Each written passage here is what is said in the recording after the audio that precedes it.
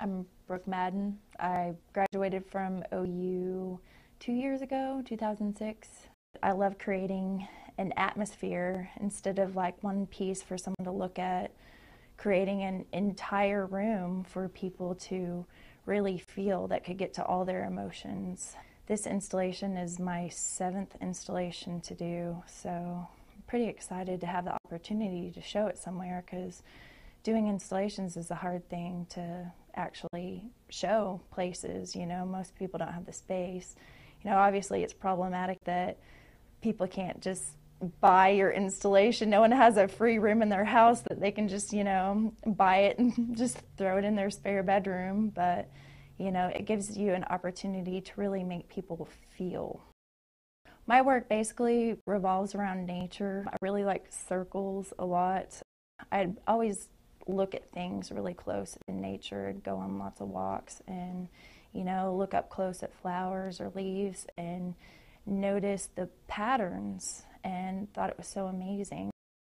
Everything in the world is made up of tiny little pieces that make up this bigger whole, and I always felt like that was so important to life and that people don't really notice that every day. Basically, all of my work has this repetition and nature-based patterns and an organic feel to it. And I've used some organic materials and some just regular materials, mixing both of them, and I'm here now.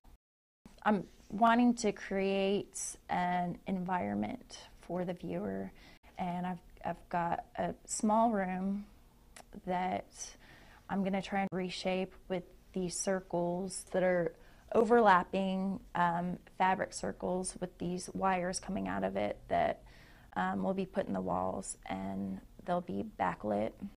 I want people to walk in and feel not necessarily like heavenly in a religious sense, but just this overwhelming, like clean, almost like if you walked into a cloud and there was like a big cavity in a cloud and the sun was glowing through there, and it was just like this sense of awe.